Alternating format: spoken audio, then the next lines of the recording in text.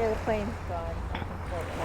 So if you want to start by introducing yourself, then we're Sure. going to have you look into the camera like you're looking at Look. the audience. Okay. So I'll just stand behind That's it. My name's Alex Wilson, and I'm from the Opaskwayak Cree Nation. you. And what kind of stuff do you do, like around Two-Spirit research and your work in general? Yeah, well, I'm the academic director of the Aboriginal Education Research Centre at the University of Saskatchewan, and I'm a professor in the Department of Educational Foundations. So for the past 11 years or so, I've been a professor, and part of my research focus has been looking at the issue of Two-Spirit identity and then the Two-Spirit community, the impacts of violence on Two-Spirit, gender diverse and sexual diverse Indigenous people, and then also looking at Indigenous rights and environmental protection through an educational kind of perspective. I hear associated with the name, the term land-based university a lot. What is that about?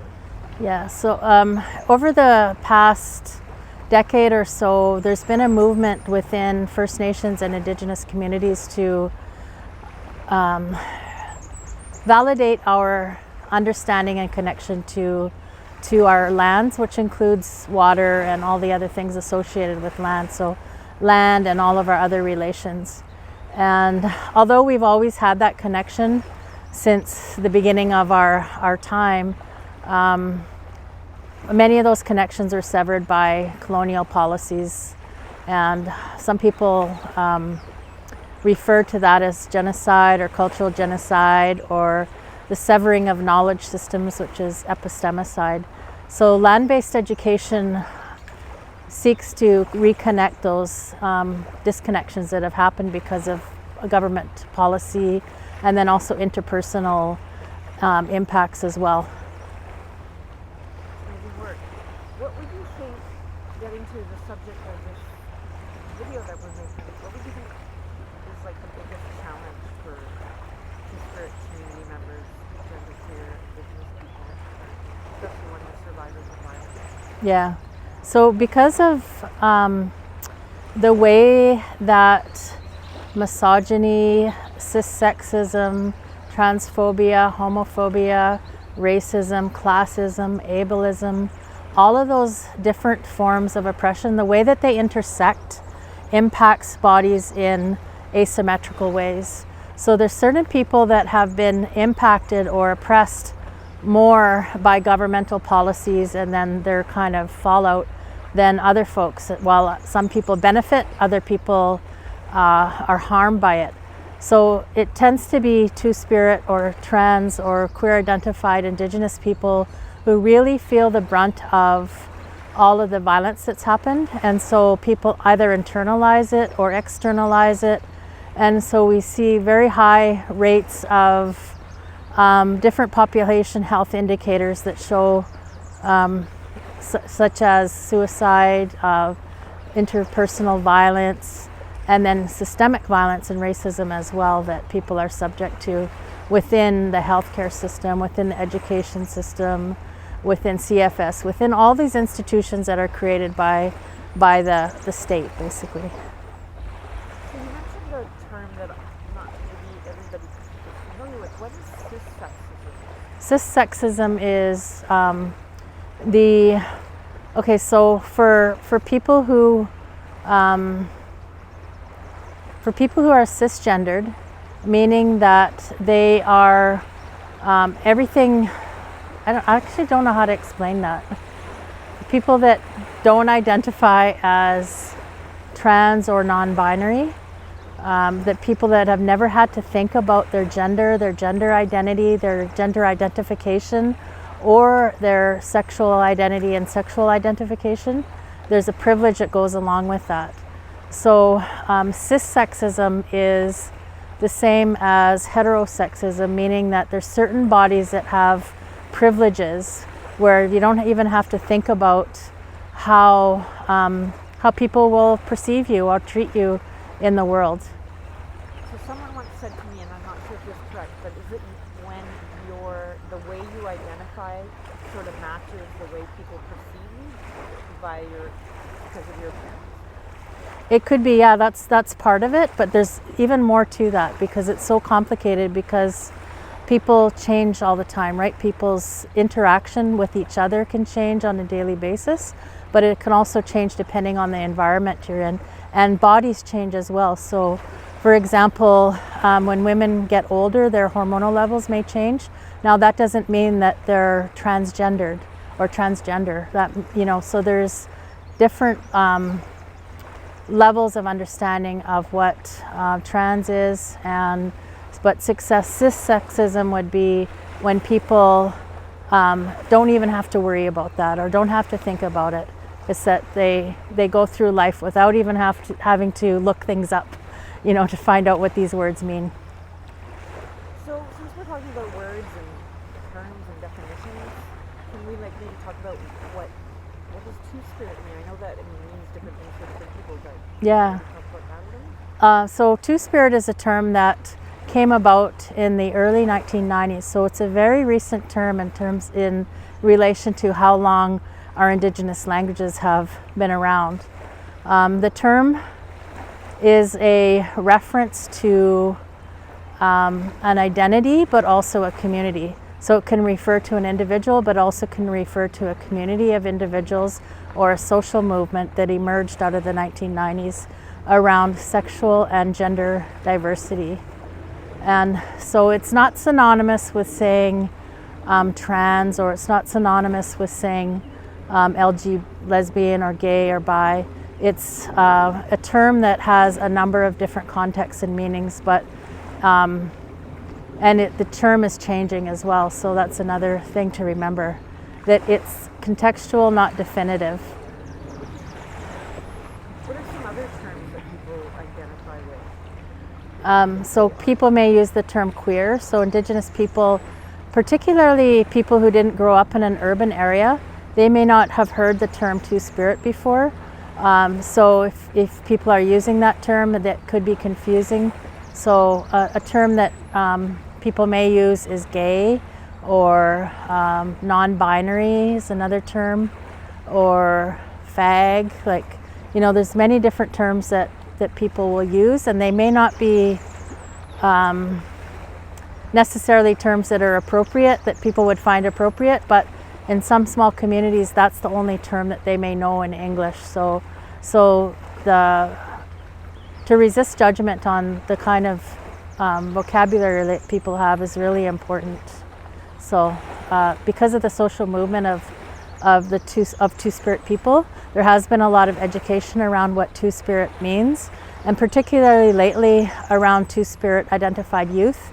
They've kind of shifted what the terminology means, and I think that's a great thing because it shows that people's identities change and our understandings change, so that we're always, as Indigenous people, changing. Did I miss anything there? Do we need to talk about gender fluid, or we can talk about that? Yeah, gender fluid, I think, is important to understand. What that means is that in many cultures, like in the English language or the French language, things are organized around male and female, or masculine and feminine. But in many, if not most, Indigenous languages, that's not how the world is organized. The world is organized around spirituality, or spirit. So already you have a kind of a difference between worldviews.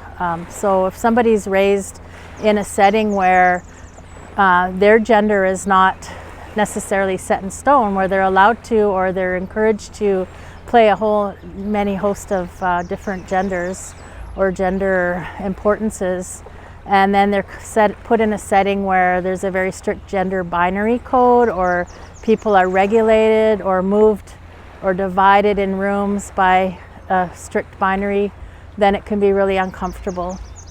So some people have returned to their Indigenous languages to find what terminology has been used as descriptors for people who are non-binary in gender, or for people who are gender fluid.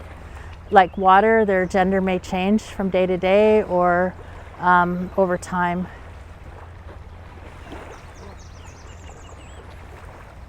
So maybe this is a good time to talk about the high levels of violence that the community experiences. Yeah. I think I should also, just before, say something more about Two-Spirit. Sure. The term Two-Spirit is empowering for a lot of people because it recognizes that a person is not just one thing. So it's many things that connect. So it connects to land, it connects to spirituality, it connects to your relations, it connects to your spirit, it connects to gender, it can connect to sexuality. So all of those things are a part of what it means to be Two-Spirit. So it's not just one strand, it's a whole bunch of strands that come together. And because just by being people being themselves in their own bodies, that has caused a lot of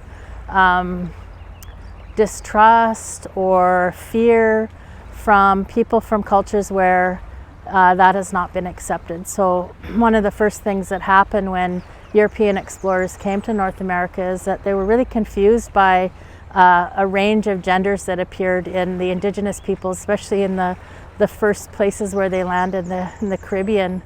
And in their fear and confusion, their response was most often violence against people that they did not understand. And so very quickly, indigenous communities saw that and realized, like, well, what would you do if you knew that your identity was something that was being targeted by people that were coming in with violence?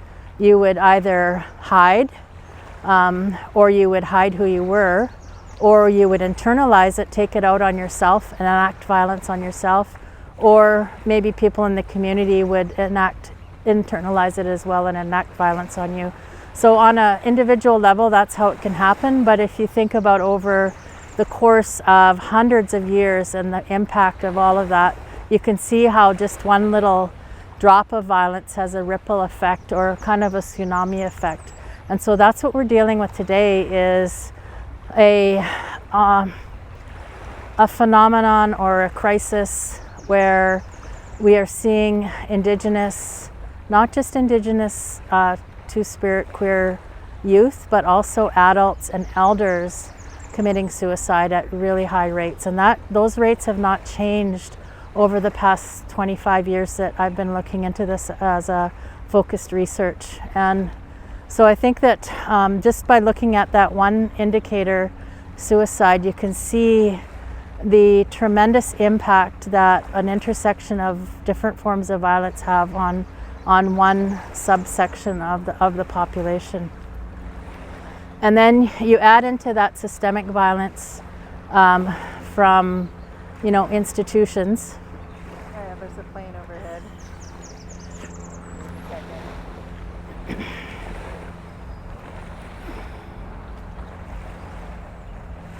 great so far.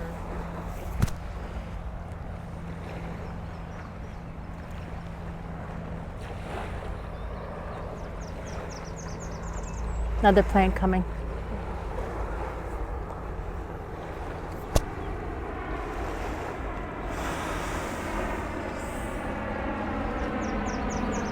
And it's not Wonder Woman in her invisible jet.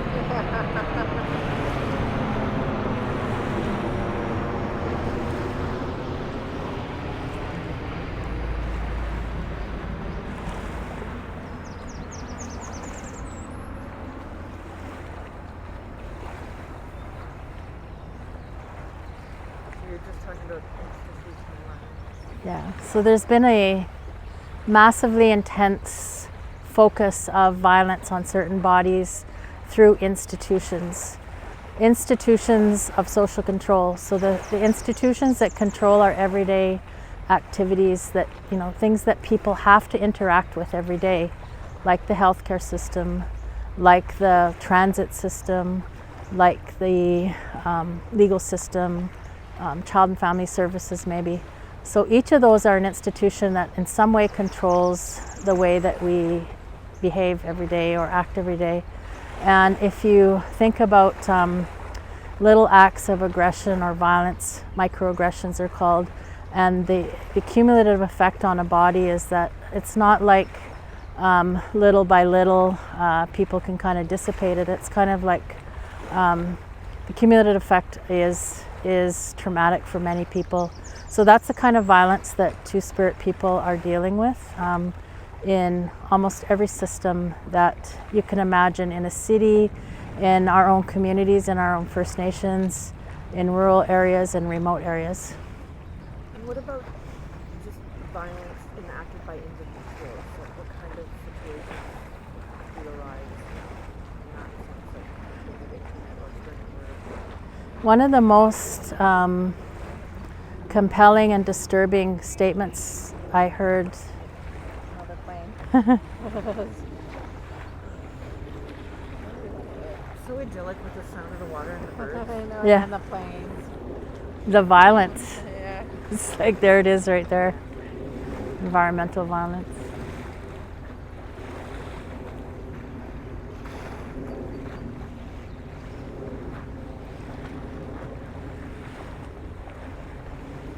There's no yahoos drinking beer in the back now. Yeah. Should get some cutaways before we leave. Yeah. Definitely. I have that on my list. Okay, I think it's gone. So one of the most disturbing statements. Oh yeah. One of the most profound and disturbing statements I heard was by an Aboriginal Australian researcher, Andy Farrell. And in his interviews that he conducted with queer identified Aboriginal people in Australia, one of the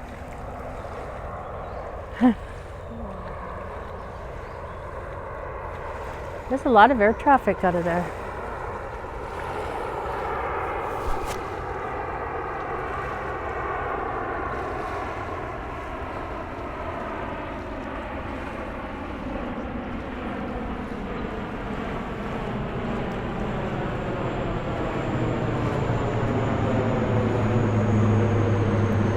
Oh, right overhead.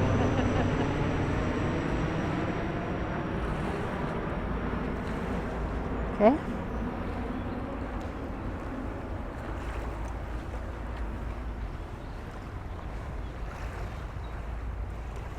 think it's okay. In terms of interpersonal violence, one of the most profound and disturbing statements I've ever heard was made by Aboriginal Australian queer researcher Andy Farrell. And in his doctoral research, he was interviewing trans and queer identified Indigenous Australians. And one of the respondents in the research said, in terms of meeting a new person, that they didn't know if they were going to kiss them or kill them.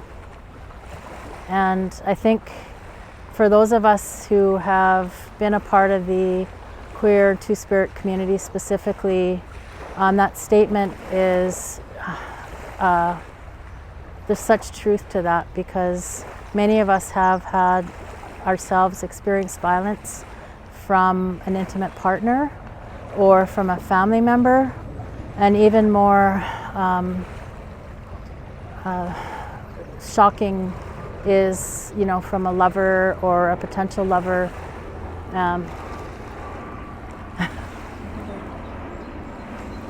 Kind of hard to get into the. Yeah, we had like 15 good minutes. But like, Yeah. nothing happened. It Must be prime time commuter.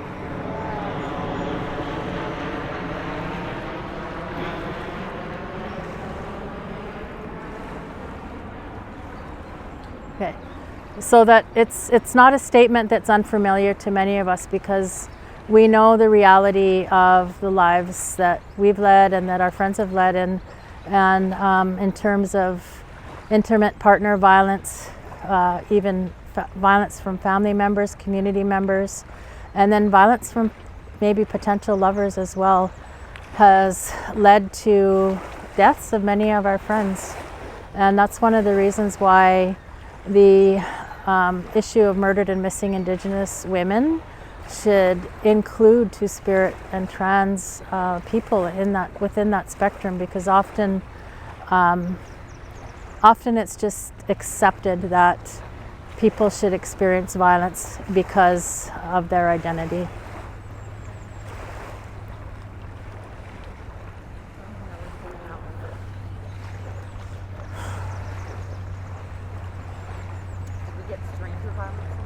stranger. I was trying to get to that. Yeah. So, can I just talk on a personal level? of course. Yeah, okay. So I have a number of friends who have experienced violence, but I've also had a number of friends who were murdered. And for 3 of them in particular, they were murdered by strangers. Strangers who they potentially or had been in sexual encounters with.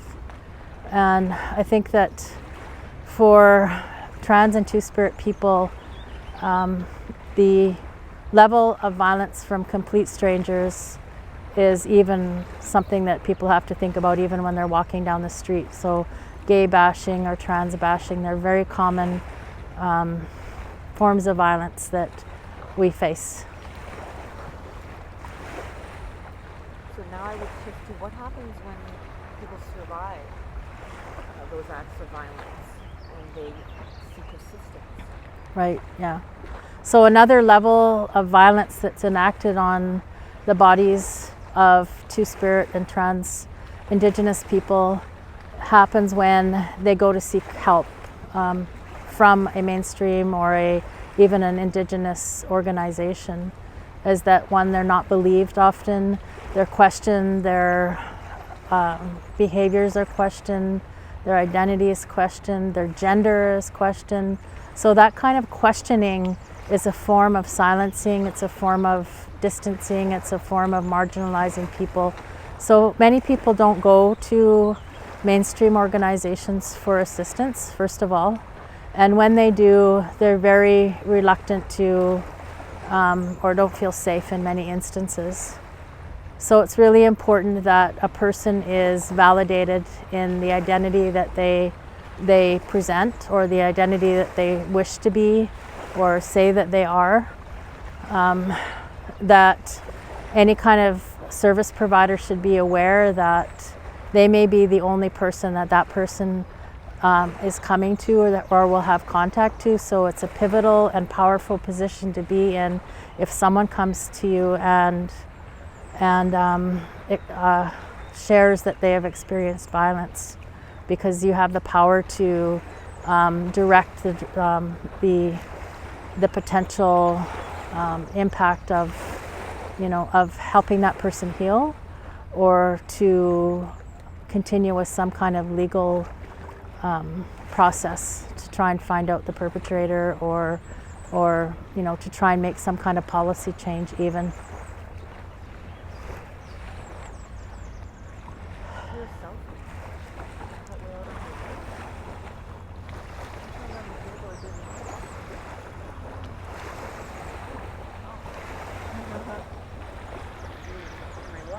Oh, is it your what? Sorry, was it? You were I thinking- couldn't hear it okay, on good, here. 'cause you were over there. Yeah. Okay, so should we get more into the nitty gritty of the things that they do wrong? Sure. Like, But talk and Yeah, we then can I'll talk. get to it. like misgendering, the dead naming, the assumptions that they make about his identity based on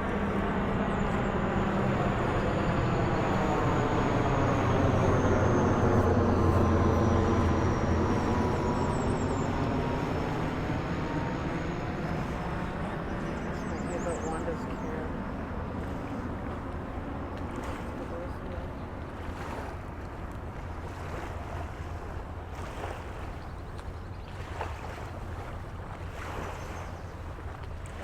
So should I start?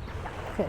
So there's some common themes that arise when looking at how first responders or service providers interact with trans or two-spirit people that come for some kind of service or care. And one of the things that's really important is to make sure that you validate the person's identity. So if whatever pronouns they use, whether it be he, she, or they, or some other pronoun, to honor that and accept that as the way the person identifies. And then along the lines of that also is like not to make assumptions about somebody's gender identity or sexuality based on their appearance, based on their affect, based on their personality. Excuse me. Another common thing is that many people, when they, throughout their lifespan, may change their name, and they choose to change their name for a reason, and sometimes the choice is not so much a choice, but it's out of survival and necessity.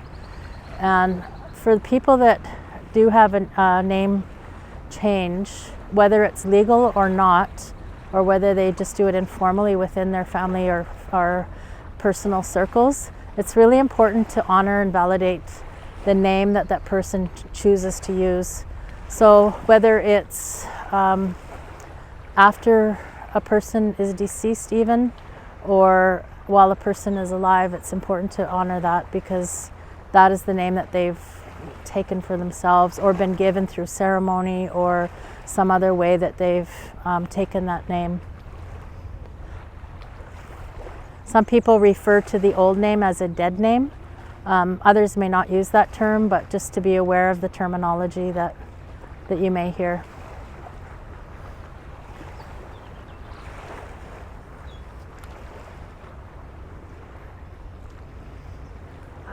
At one point you said it was important to think about an anti-oppressive framework. Yeah. Okay. Yeah. I'm both trying to get our food.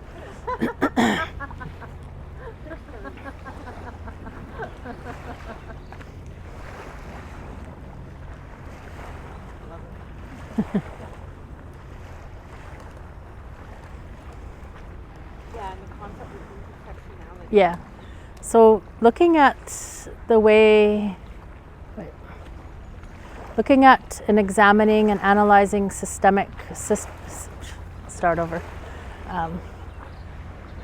an anti-oppressive framework is a way to understand all of the interconnections that happen and impact a person or a group of people. So an anti-oppressive approach would be understanding that there's all of these things that come together, and you have to look at all of those factors. You can't just look at one factor. So that would be how class impacts somebody, how a person's looks, a person's size, skin color, their cultural background, where they live, their accent, gender, sexuality, all of those things intersect to make a person a person. So an anti-oppressive approach is like understanding that each of those things is situated within a power structure. And so looking at how power structures work is a necessity to understand how to undo power structures so that power is equalized within society. So there's a basic kind of understanding that there is no equality in the society that we're living in right now, that there's some people that have more power while others have less power. And the people that have the most power are the ones that are making the decisions for everybody because of their power. So an anti-oppressive approach is to unpack that and then to try and undo that through policies, through day-to-day interactions, and through information and education campaigns, grassroots networks, and even through spiritual or ceremonial practices as well.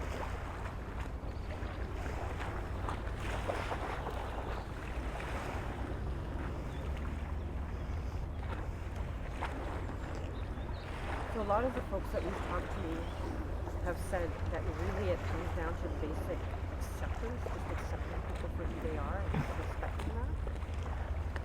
Okay. Say something around those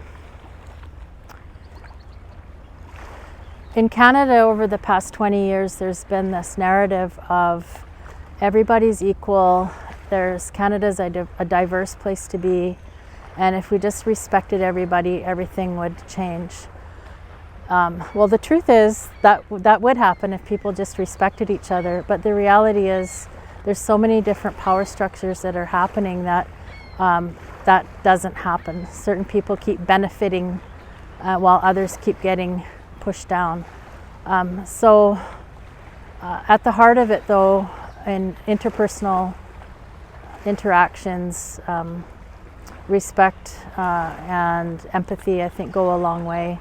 And ultimately, that's what we want, is all of us want to be treated as equal human beings, or as human beings that are special and gifted and loving and deserving of love and deserving of life and joy.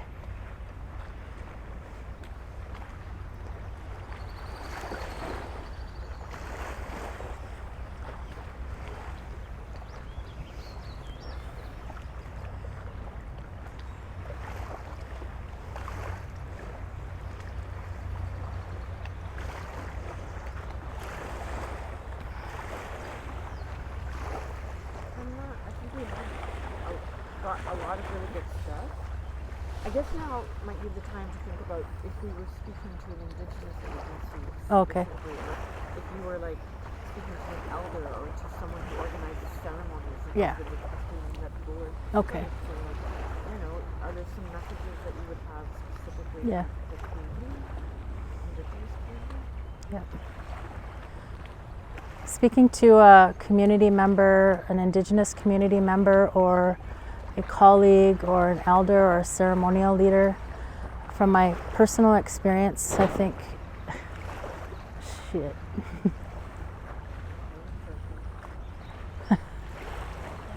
Oops. Okay. Okay, try again. Okay. From my personal experience as a community member in the Two-Spirit community and many Indigenous communities, including my home community, I think it's really important that elders, ceremonial leaders, cultural people, and even our leadership in our First Nations really pay serious attention to the needs of Two-Spirit and trans people, but also what they're asking for and saying. In particular, around cultural events or cultural activities. If there's one place that all of us should feel entirely ourselves, that is in our own cultures or in our own communities and in our own ceremonies. I think that's the one right that we have as living sentient beings, that we have the right to our own traditions, we have the right to our own cultures. But unfortunately, because of colonization, many people have internalized Western ideas or notions or residential school ideas about gender, about sexuality, and have implemented those ideas in our ceremonies. And even some of our ceremonies, maybe they're old traditions, but if an old tradition in this contemporary context is causing somebody harm, it's really important to, in a kind and gentle way, think about how you might change your own practice. How can you change something so that it's not causing harm? I can hear that one. So maybe you might have to do the end again. Okay, yeah, because the wind's coming from that way, I guess. Yeah.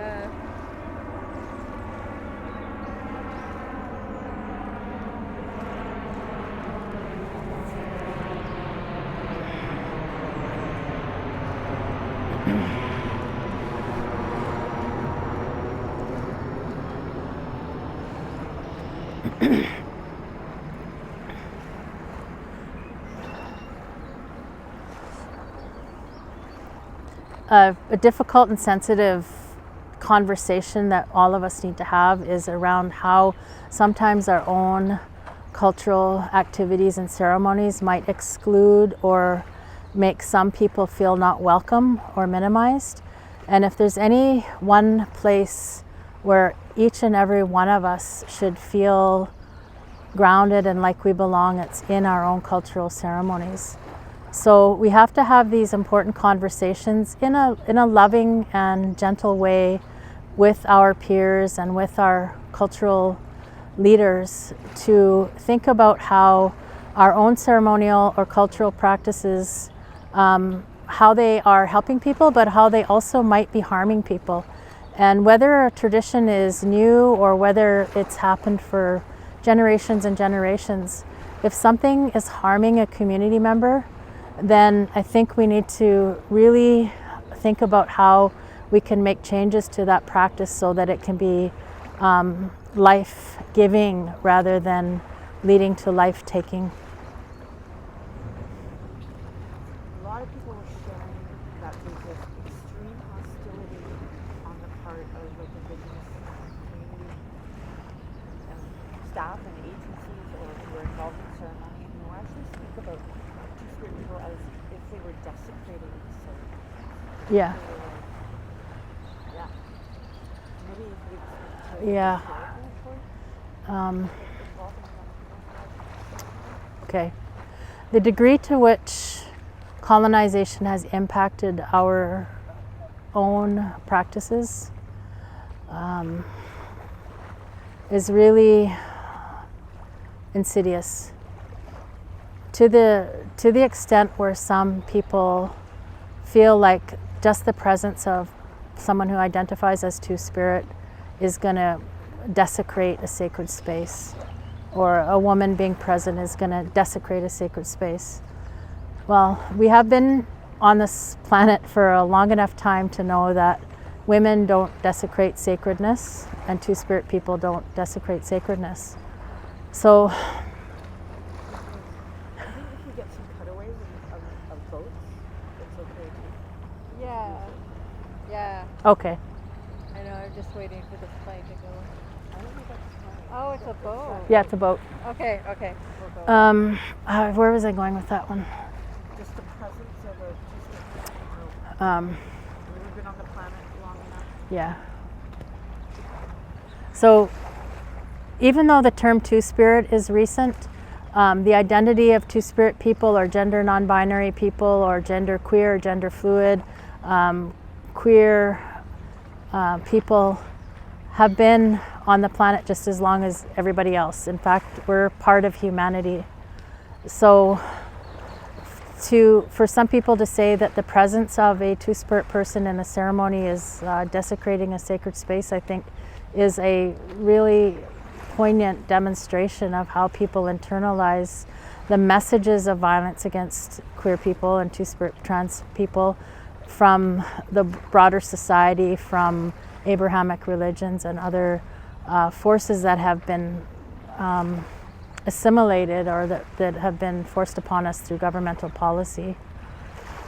But to remember that if a person hears once that their body is not sacred, or if a person hears twice that they don't belong somewhere, if a person hears 3 times that their presence is contaminating things, those things add up, and it doesn't take long. It only takes the first time hearing that before people start to internalize that. So I think the real question that people have to ask themselves as service providers, as First Nations leaders, as ceremonial leaders is your practice helping? If so, how? Or is your practice harming? And if it's harming, then what changes can you make so that it's helping? This kind of fits for both service providers and community and ceremony. Is like the idea that to suspend judgment around lifestyle choices, drug and alcohol use, sex work, Yeah. etc. Yeah. Okay.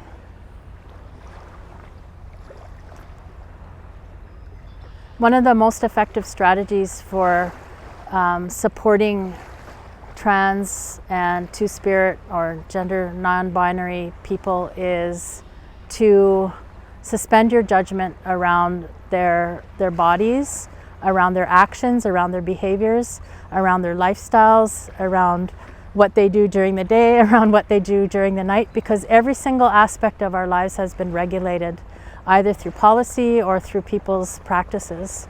And so in order to support a loving and healthy community, we need everybody to think about how they can support one another rather than judging. So I like the saying or the hashtag smudge, don't judge.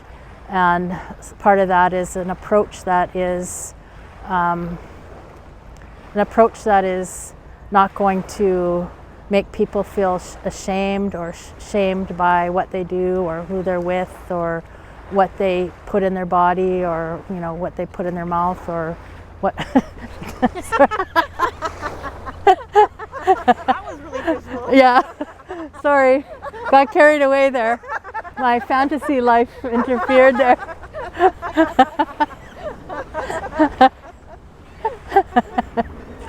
Okay. All right. I was trying to say, I was going to say a harm reduction approach, but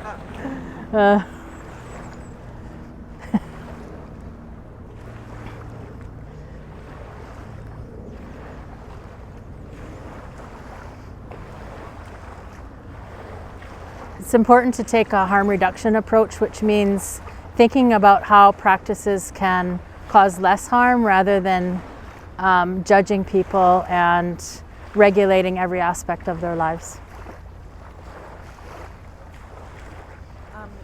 The biofamily isn't always Yeah. the chosen family. Yeah. So for many Two-Spirit identified people,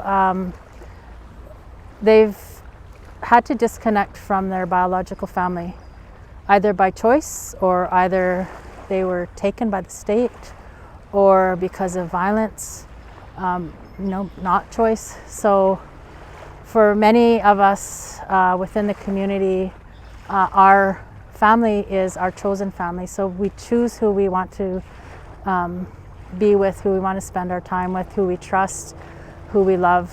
And the term that I like to use is coming in, so creating a community of your own that may have some biological family members, but it may not as well.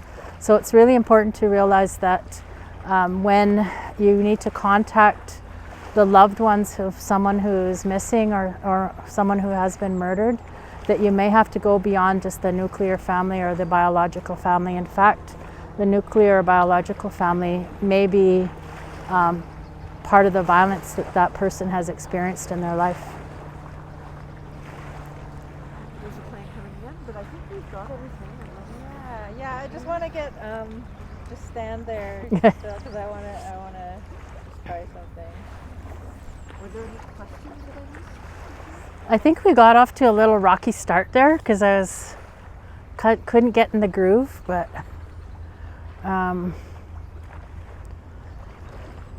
maybe there's a way to do a voiceover for some of the things if How long are you here? till Wednesday. I think I'm coming back in June though, but Well, we can. I don't know how fast you are with getting a way to listen to it. Yeah, I can just copy it at home and send you a file. And then I can listen to it, and if I feel like there's something.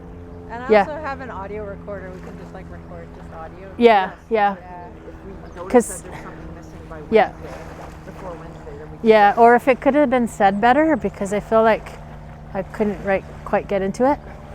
Because if we get some full body shots of her, maybe we need to take the lav off and get her to stand. Get a full body shot with that gorgeous background. Okay. I'm going to turn this off. The audio. Yeah, or no, the video. Okay, you want me to take this off?